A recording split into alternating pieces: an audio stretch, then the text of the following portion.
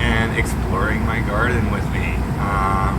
It's been a lot of work over the last a little bit more than 5 years to kind of build this garden from what was just an old sand dune with a bunch of wild onions out here. So each year has been a little bit more and more progress, and I am so happy to be able to show you the culmination of my efforts. So there were two big reasons that I started gardening.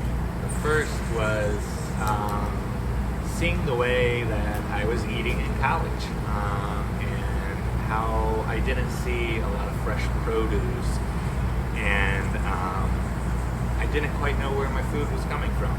And so I moved to Indianapolis, Indiana, and it was the first time I was living by myself. So I didn't have the ability to have a garden at my apartment. So I connected with a couple of fellows that were working with an urban farm. And I started working with them on CSA shares, like community supported agriculture. And from there, I just kind of fell in love with getting my hands dirty. It reminded me of growing up on my grandmother's farm. And visiting that farm and seeing that she had a whole garden and everything like that. And from high school and college, there was just a big gap there where I wasn't connected to the fresh produce, and so it was about a way of reconnecting myself with the food that I eat and understanding and knowing where it comes from. Okay, so this is the first garden bed that I ever built. I just built it out of loose wood that was in my shed. And so I built this about a little more than 5 years ago. And originally this bed was just nothing but greens. That's all I would grow here. And the reason I chose this location is because I studied the sun in my backyard for a few weeks and saw that this was going to be the best place for sun, not only in the spring, in the summer, but when the winter sun sets really low, this still gets the most sun out of my whole entire yard. So that's why I chose to start it here. And right now, it being January, you're gonna have not just greens for the most part, but I do have some pole beans that are coming up. This will turn into a set of warmer weather food by the summer. You'll start to get things that like squash and zucchini and things of that nature. Maybe some hot peppers. I don't grow too many super warm friendly foods like tomatoes, just because San Francisco fog doesn't quite allow that. So I was saying in the last garden bed that right now this time of year you're going to be growing a lot of greens. So I have different types of lettuce, red lettuce, a queen May lettuce, I have baby kale, I have arugula, I have different little garden mixes like mesclun and things of that nature. But what I've tried to do from the earliest time that I was gardening in Indianapolis, and especially when I moved to Chicago, because that's where I started actually helping run community gardens and was had more responsibility with the garden, and I had a larger plot to grow from. So each year I try to grow something new and try to test my abilities in terms of taking risks. So now I grow a number of different things. Like, I had never grown onions until 2 years ago. I was really scared to grow onions, and they take a long time.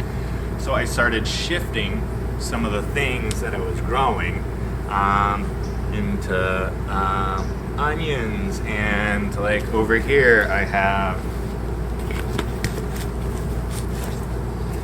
like red dandelion, which is a form of chicory actually. And then I have strawberries right there that will come up in the spring. But these are things that in the past, I would never be able to grow, and some of the Chicago growing season wouldn't allow that.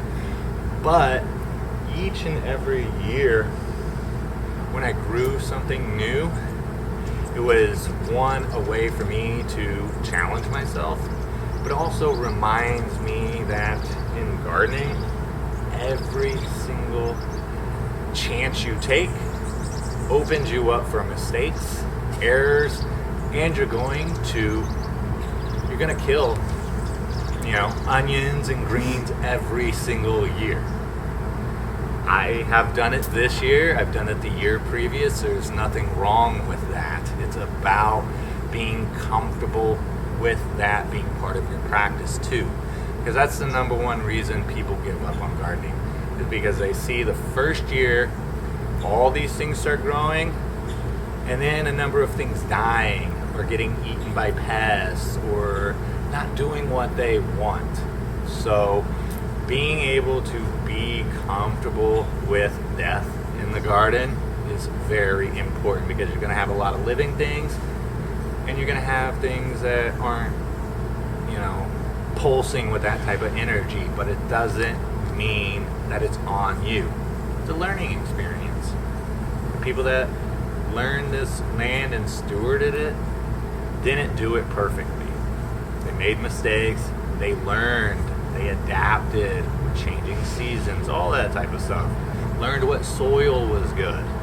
And so that's what I take each and every year, is find the components that give me the best chance of growing an abundance of produce.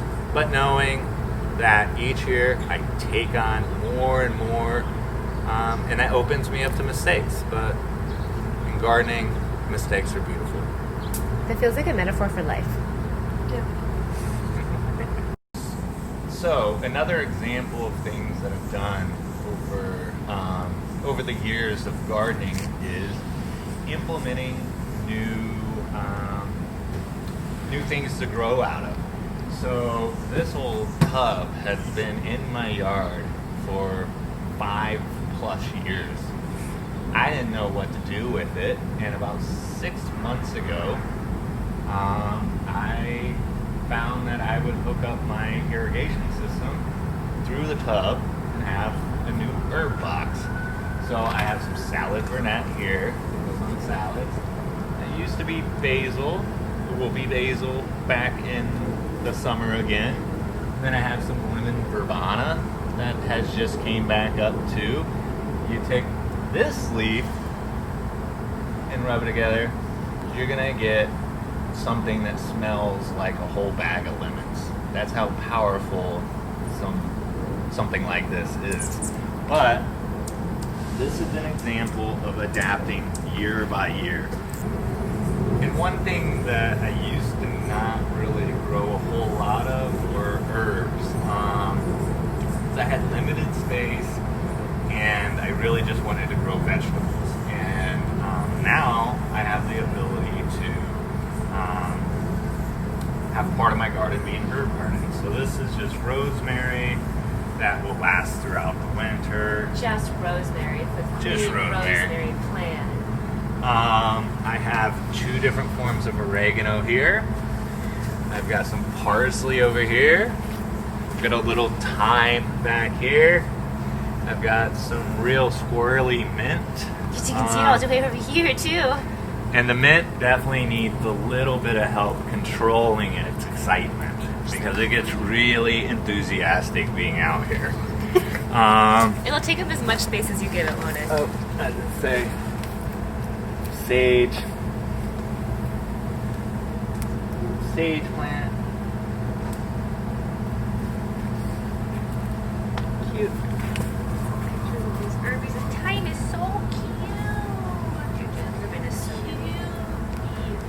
cute. Newest project that I've had. I did this about 4 or 5 months ago, and it's a potato box. I read an interesting blog online about how to grow hundreds of potatoes in a 3x3 foot space. And so, again, I had some old wood in the back, and I constructed this box over the course of a day.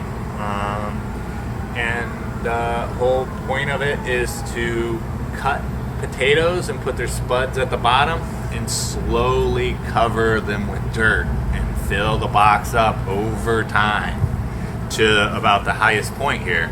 And then you're left with hundreds of potatoes as long as you're ready to get your hands dirty and really dig in there. But this is just another example of something I never would have grown even a few years ago. And how do you get the potatoes out of there? You let them grow up and they'll grow a big, like, green, kind of flowering part of it, and then that will start to dry and die, and that's your signal that the potatoes are going to be ready.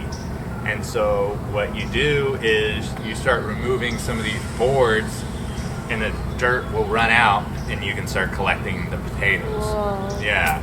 So the whole point of the box is you build it up over time, and the potatoes grow with the box, and then you can take it apart, and all the potatoes come out. Wow. So when you started, did it just have like 1 or 2 slots at the bottom, and then you add?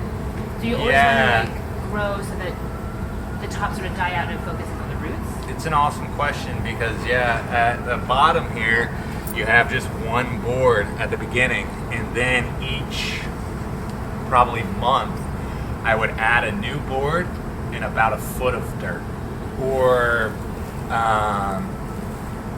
old clover or some compostable material that I could put on top there. It doesn't really matter if it's dirt or old foliage. But each month I would put a new board on, new dirt, and then after I think about 6 months, the box was pretty well full, and this whole thing looked like just like a flowering green garden. And I let it chill for like a month like that, and then it started to die back. And then once I saw that it had died, I waited another month for the potatoes to kind of settle in. That's how they get nice and buttery.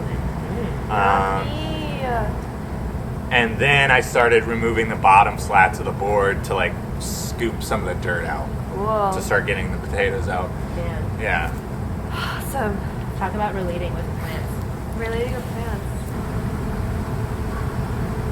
Hey Rob, if you Yeah. had any piece of advice for someone that wanted to start gardening but didn't know where to start, what would you tell them?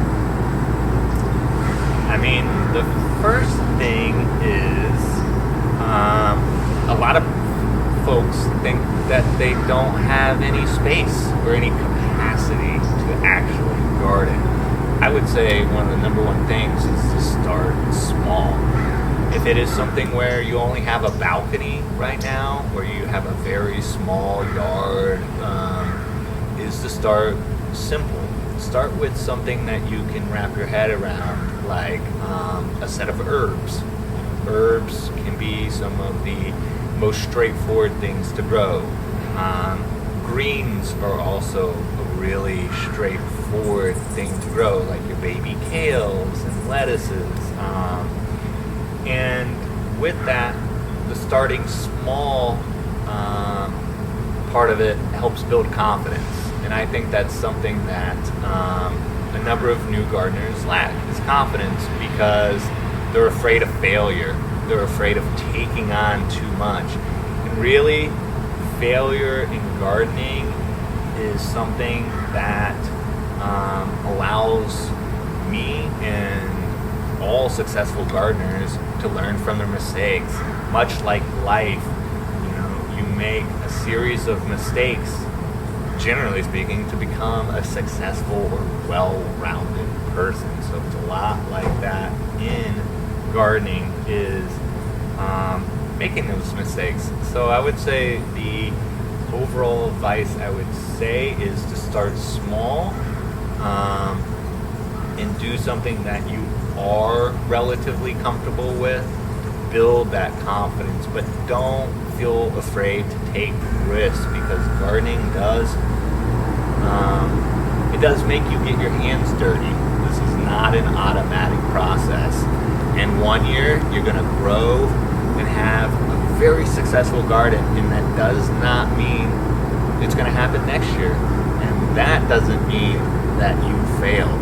It just means that there are lessons to be learned. So like, just fucking try, and don't take it personally if something fails, and just keep trying.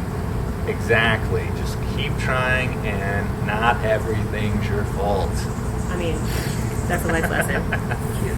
Hey y'all, thanks for visiting my garden out here. I know it's a little tiny right now, but come back in the spring is going to be bumping.